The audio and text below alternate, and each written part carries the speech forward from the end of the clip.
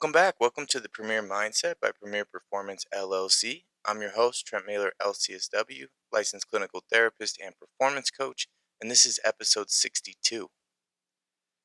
You're not stuck because you're not working hard enough. You're stuck because what used to work still works. And that's the problem. Because when you're performing at a high level, consistency can become dangerous. Not because it's bad, because it feels right. It gets results, people trust it, you trust it, and slowly, without realizing it, you stop evolving. This is where high performers get trapped, not at the bottom, at the top of what they've already proven. Quick note before we dive in, this podcast is for education and performance growth. It's not a replacement for therapy or medical treatment. If there's something you need, make sure you go and get it. Outside of that, we also have our social media accounts all linked in the episode description below. Make sure to follow along and get involved in those communities as we continue to grow them. Now let's get into it. I see this all the time with athletes. There was one athlete I worked with, high level, disciplined, respected. Production wasn't the issue. He was delivering. Stat line looked good. Coaches trusted him. Teammates relied on him. From the outside, there was no problem. But when we broke it down, something was off. Every week looked the same. Same prep, same mindset, same execution, and the result? Same level of performance. No drop off, but no growth either. And that's where it gets dangerous. Because plateau doesn't feel like failure. It feels like stability. And stability at a high level is seductive. It convinces you you're doing everything right. But here's the reality high performers don't like to hear. If you're not growing, you're already falling behind.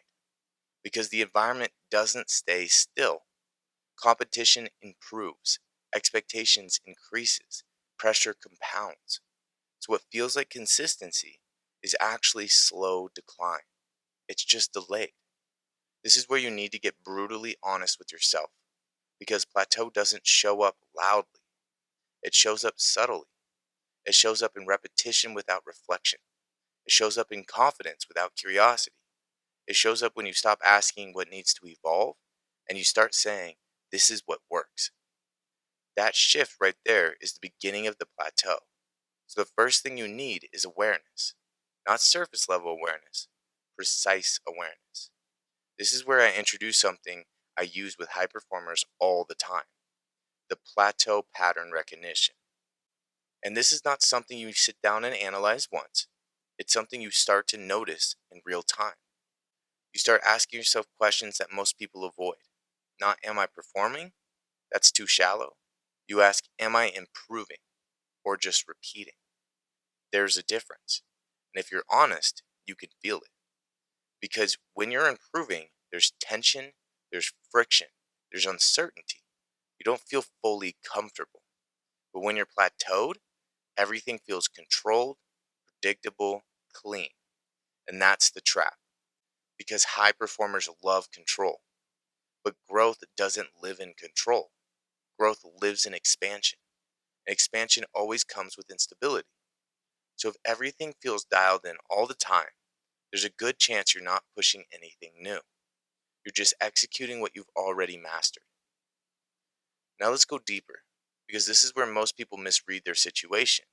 They look at outputs, stats, revenue, wins, performance metrics, and they say, I'm good. But output is not growth. Output is a result. Growth is a process, and those two can be separate. This is where the second tool comes in, the output versus growth separation.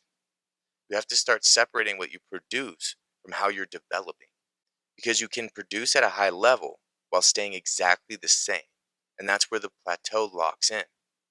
The athlete I mentioned earlier, this is exactly where he was. His output masked his stagnation, so no one challenged it, not coaches, not teammates, not even himself, until performance started slipping under pressure. Not drastically, just enough. Late in games, key moments, situations where adaptation mattered more than execution, and that's where plateau gets exposed. Because plateau doesn't break you when things are predictable. It breaks you when things change. When the environment demands something new, and you don't have it, that's when it shows up. And by then, you're already behind. So we had to recalibrate, not by pushing harder. That's the mistake. High performers respond to plateau by increasing effort, more reps, more time, more intensity. But if the system is the problem, more of the same just locks it in deeper. Instead, we had to shift his focus. This is where the focus calibration comes in, but not in a generic sense, in a very specific way. We shifted from performance based focus to development based focus, meaning instead of asking, how do I execute better? We asked, what am I not doing yet? That question changes everything because now you're not reinforcing strengths, you're exposing gaps. And that's uncomfortable, but that's where growth lives. And this is where most people pull back because it threatens identity. It challenges what you've known. It forces you into areas where you're not as strong. And high performers don't like looking average. But if you avoid that, you stay plateaued. So we start introducing small disruptions. Nothing drastic, just enough to break the pattern. Different preparation angles, different in-game reads, different decision-making constraints, and immediately performance got messy. And honestly, this is exactly what needed to happen because clean performance without growth is just maintenance. And maintenance doesn't scale.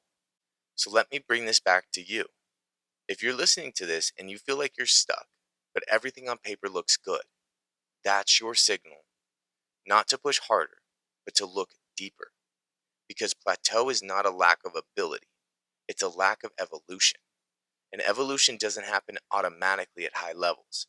It has to be intentional, it has to be structured, and it has to challenge what already works. Because what got you here will keep you here if you let it.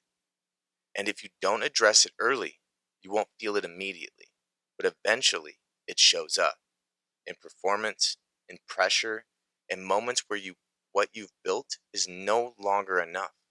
And that's where we're going next, because this doesn't just affect performance.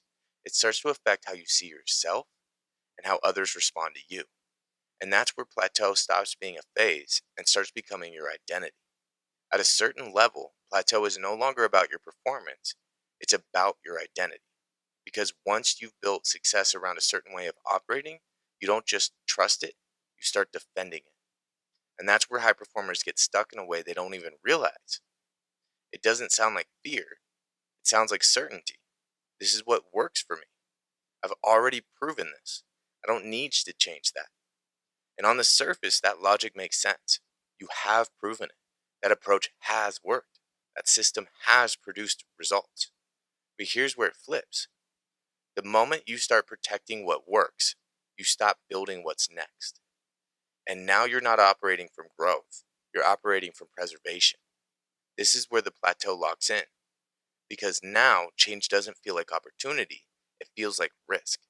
Risk to your performance, risk to your reputation, risk to your identity. And high performers don't like unnecessary risk. So what do? They double down on strengths. They refine what they've already been good at. They optimize the system that already produces. And that looks productive. It looks disciplined. It even looks like mastery. But underneath it, something critical is happening. Range is shrinking. Adaptability is narrowing. And the gap between what you can do and what you're willing to try starts getting wider. This is where you need to catch it early. This is where identity rigidity detection becomes critical.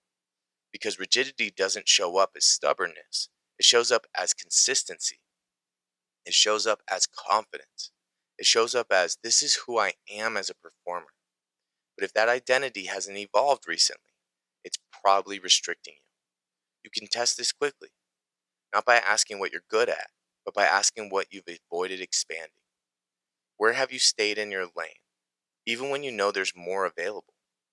Where have you chosen efficiency over challenge? Where have you said, I'll just do what I know works, instead of asking, what am I missing? That's where plateau hides. Now let's bring this into a real performance environment, because this doesn't stay internal. It changes how everyone around you operates. I want you to picture this. Late game, tight situation, score is close, pressure is high.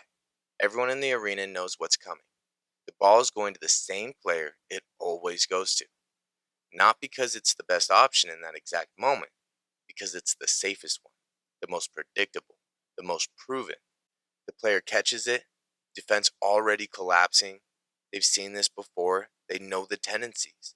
They know the movement. They know the decision tree. And suddenly, what used to be an advantage is now completely exposed. The play breaks down, shot gets forced, possession ends, and you can feel it immediately. Not just frustration, predictability.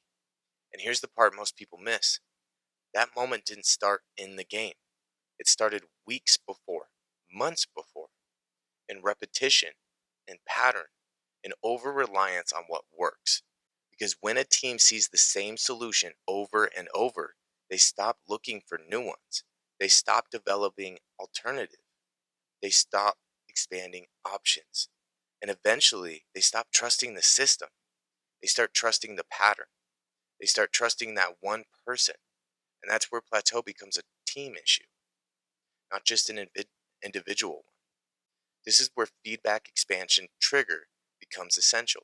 Because if your feedback loop is only reinforcing what you already do well, you're not getting better, you're getting confirmed. And confirmation, while it does feel good, it doesn't challenge you.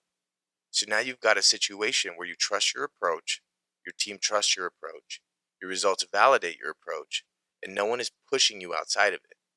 That's not alignment, that's stagnation disguised as cohesion. And it shows up in subtle ways. Teammates hesitate instead of acting, leaders defer instead of developing others, systems shrink instead of expand. Everything starts orbiting around what already works instead of building what's next. Now take that out of sports and into business.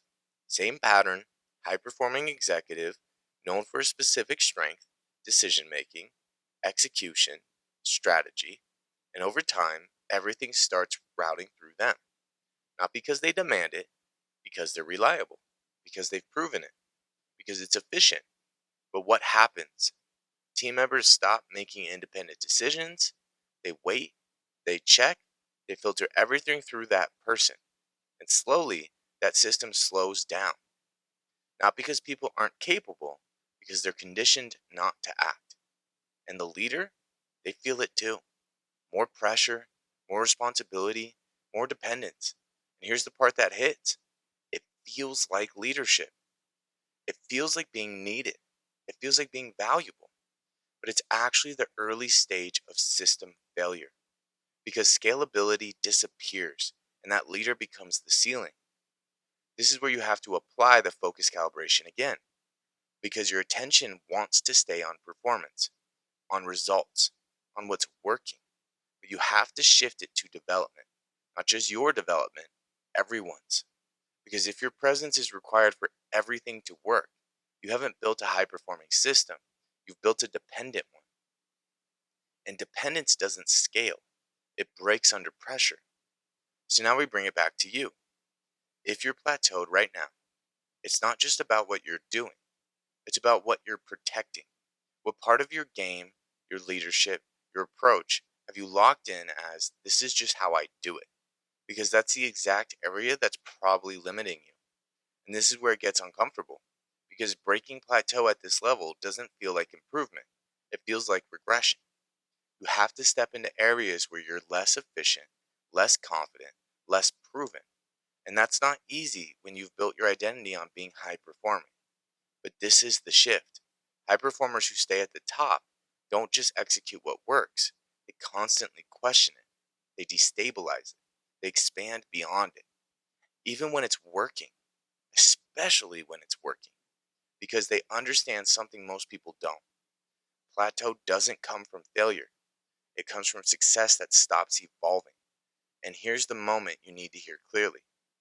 This is the line that separates people who stay stuck from people who break through. You didn't stop growing because you couldn't.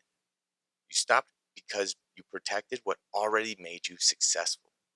And if you don't change that, nothing else changes. Not your output, not your ceiling, not your trajectory. Because everything is now being filtered through a version of you that was built for a level you've already passed. So the question isn't how do I do more? The question is what version of me is no longer enough? And until you answer that honestly, you're not breaking the plateau, you're maintaining it. And the longer you maintain it, the harder it becomes to step out of it because the identity gets stronger, the patterns get deeper, the system gets tighter. And that's where we go next because this isn't just psychological, it's structural. These are actual systems at play that keep you locked in place.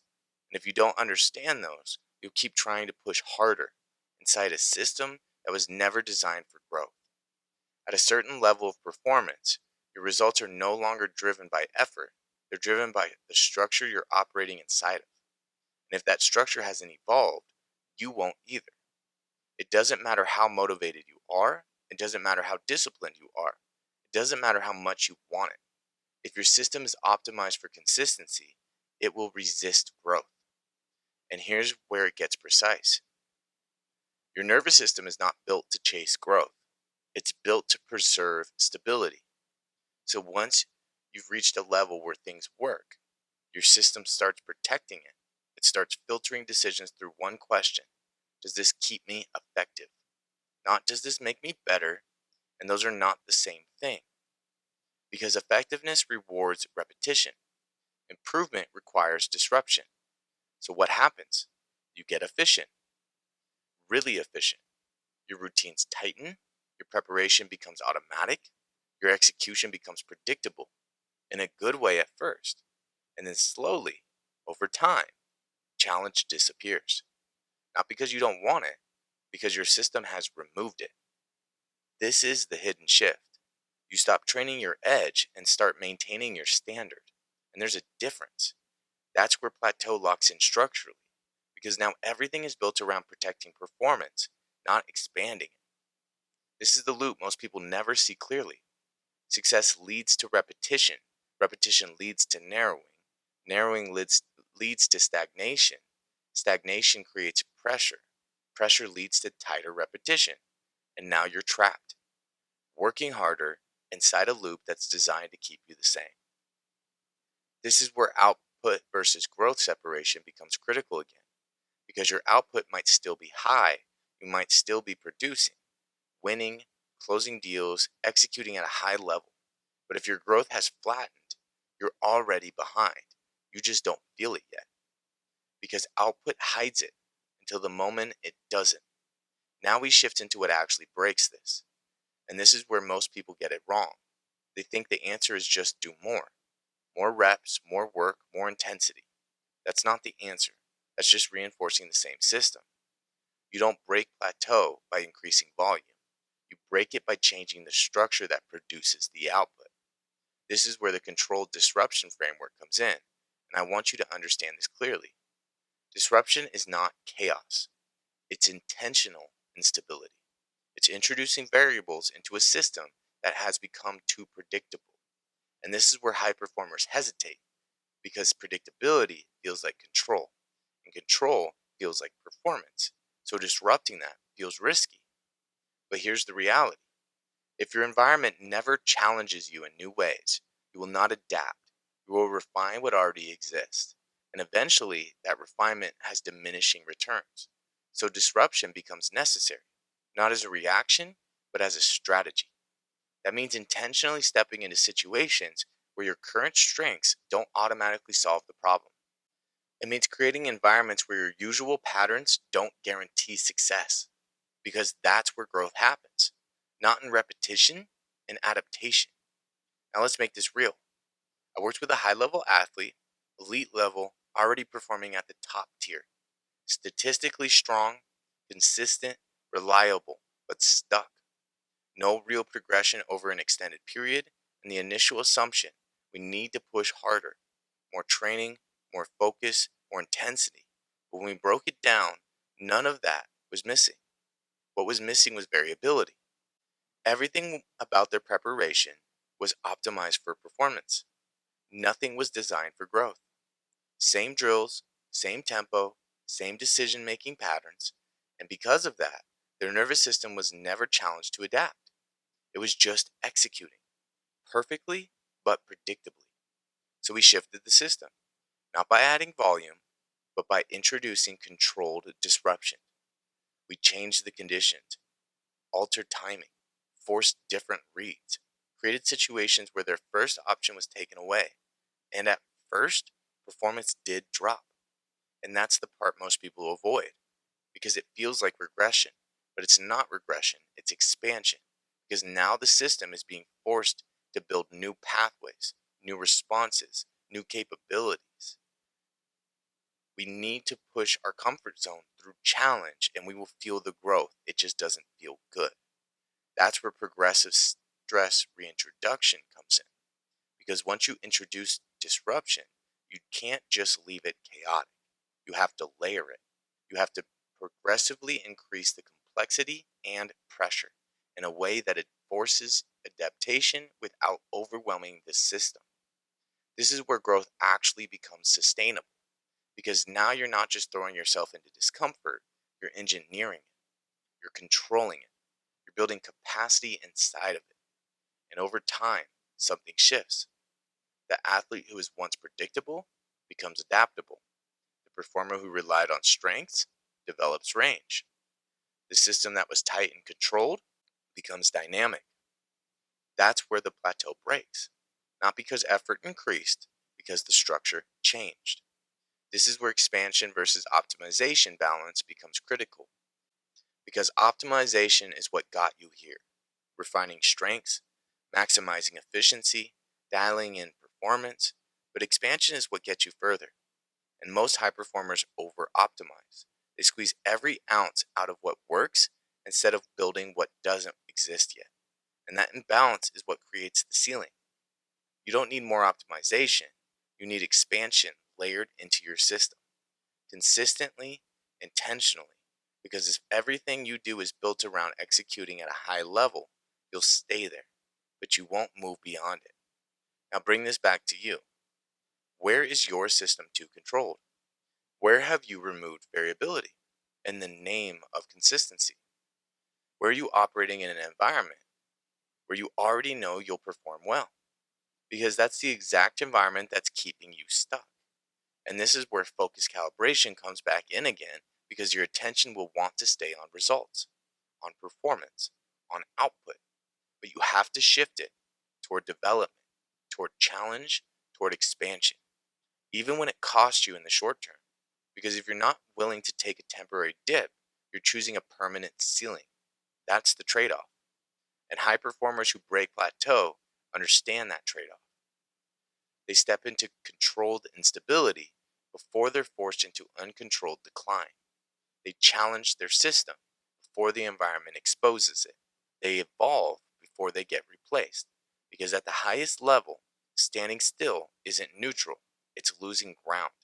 And if you don't build a system that forces growth, your system will default to maintaining. And maintaining is just a slower way of falling behind. So now the question shifts again. Not how do I work harder, not how do I stay consistent, but where do I need to disrupt my system to become something I'm not yet? Because that's the only place growth still exists. And if you don't go there, you already know where you're staying. To reach something you've never had before, we have to do things we've never done before. So we have to be willing to go outside of that consistency, disrupt that system, and do something different. At this level, plateau is no longer about performance, it's about trajectory. Because what you tolerate here is what you build your future on. And most high performers don't realize this. They think plateau is temporary, something they'll push through when they need to, something they'll fix when it becomes a real problem. But plateau doesn't announce itself like that.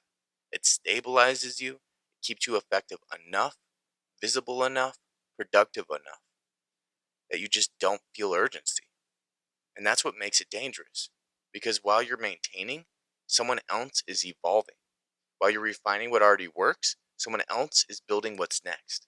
And over time, that gap shows up. Not all at once, gradually, subtly, then suddenly. And by the time most people react, they're not catching up. They're trying to recover ground they didn't realize they were losing.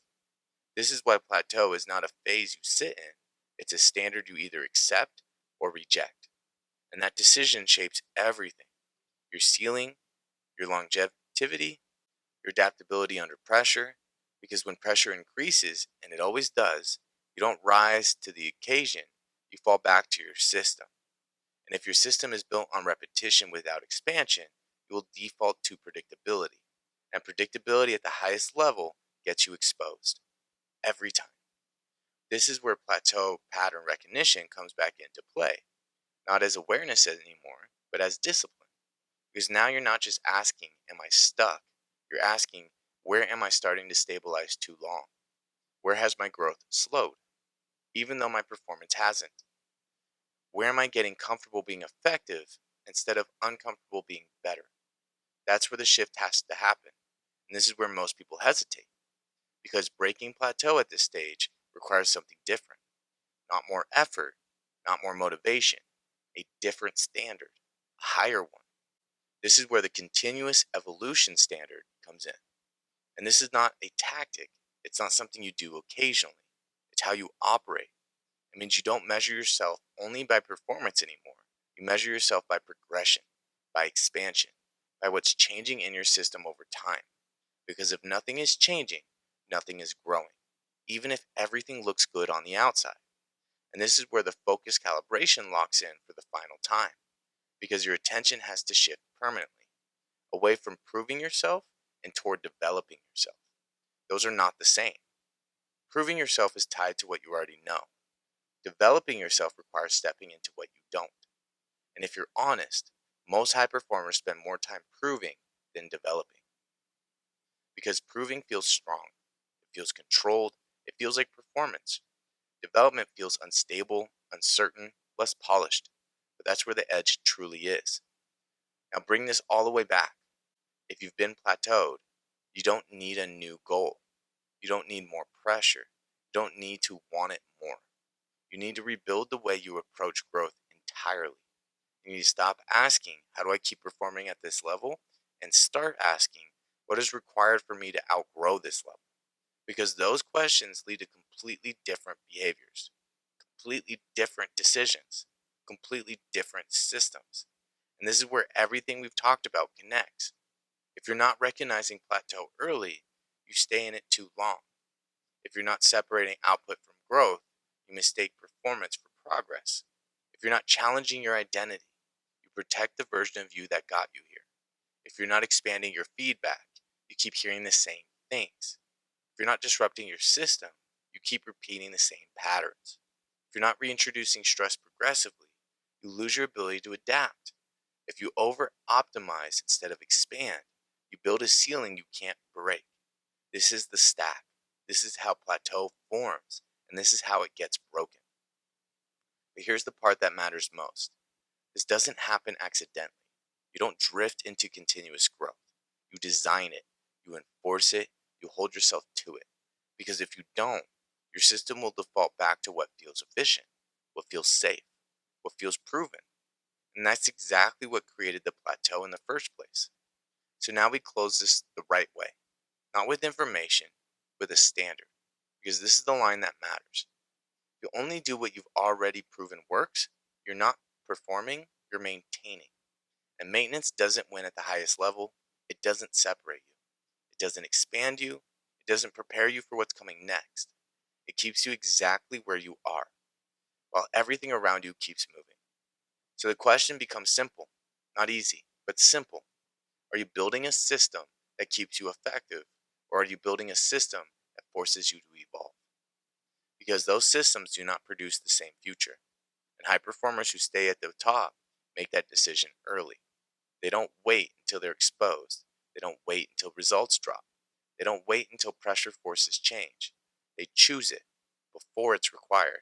That's what separates them. That's what extends careers. That's what builds leaders who don't just perform, but keep expanding long after everyone else levels off. And if you're listening to this and you know what you've been sitting in that space, performing but not progressing, then this is where it shifts. Not tomorrow, not when it gets uncomfortable again. Now, this is what high level performers understand. Growth is not something you hope for, it's something you engineer. If you don't have a system that forces that, you will plateau. No matter how talented you are, no matter how driven you are, no matter how much success you've already had. Because talent doesn't break plateau, effort doesn't break plateau, structure does. And that's the work, that's the difference. That's where premier performance comes in.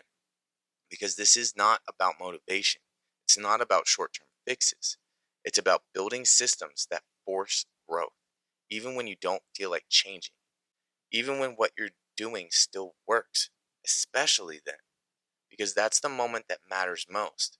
So if you're serious about continuing to grow, not just maintain, you need structure, you need objective feedback, you need accountability that doesn't let you sit in comfort too long. That's how you break plateau.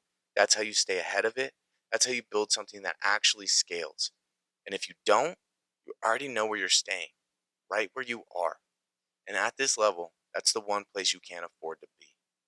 That's why we do this work at Premier Performance. And if you need that help and it's not working individually, let us know and let's do the work together. Resilient minds, premier results. That's our goal with what we're building here with the Premier Mindset, and we're going to continue to build it up. Make sure you're applying these things in your own life, as recognition is the first step. If you don't see yourself doing it, if you don't see yourself falling into these traps, you're not going to change it. We have to see what we're doing, we have to reflect on these things, and we have to be willing to change. As always, this episode is meant to provide tools for performance, not to replace individualized therapy. If you're struggling with anxiety, burnout, or persistent stress, professional guidance is critical. At Premier Performance LLC, we work with high achievers to implement strategies like these with precision, accountability, and results. If you're interested in getting started, reach out and let us know, and we'll do some stuff together. I make it a point to give you actionable tools to find success in your life, so let me know if it's helping. I love staying connected with all of you guys. Let me know about the successes, the failures, the disappointments, the struggles, and everything in between. Just stay connected and let us know what's going on. We like to hear. On top of that, I'd love to hear how this episode itself impacts you. If this is something that is helpful and it does give you some feedback that does help you move forward or get unstuck, I'd love to hear that. There's certain things that are helpful and there's certain things that aren't helpful. I'd love to hear that too. Just let us know how these things are impacting you. And if there's someone in your life that you think could benefit from hearing this, send it their way. Think about some people in your life that feel kind of stuck, that feel plateaued, that they're not changing things, they're just doing a lot of the same things. Maybe that's a good person to send it to, and let's see what happens. On top of that, if it is helpful for you in any way, make sure to leave us a review. That does help us get this in front of more people, which is our overall goal, just to spread the awareness of this and get this into as many people's minds as possible. And if you have specific questions or topics you want me to cover in the future or anything else that I can do to help, feel free to reach out. There's a lot of different ways to reach out. You can email me at tmailer@premierperformancereno.com. My last name is spelled Mahler. You can text or call me directly at 775-561-0056. You can reach out to me on Instagram or TikTok, which both have the same name, which is premier_performance_Reno for both of those. We also have the Facebook page and the LinkedIn page with the same name on both of those, which is Premier Performance LLC. Then we have the Twitter or the X account, which is at Premier Reno LLC. And finally, our website, which is www.premierperformancereno.com. So get involved, get into those communities, reach out and connect with us if you have anything we can help with or any questions we can answer. We post content on our social media sites literally every day, and we have new podcast episodes coming out every week. Next week, we're going to talk about the psychology of pressure, what it looks like, what it is, how it impacts us, and what to do about it. So we'll dive deeper into that and kind of go through that topic and see what it can do to help you guys out as you keep moving. Go be the best you can be. Don't just stay in maintenance. Go push yourself to do something outside your comfort zone that scares you a little bit. To have something we've never had before, we have to do things we haven't done before. So put yourself out there and let's see where it goes. Other than that, have a great week. Go have a good time. Enjoy yourself. And I will see you guys soon.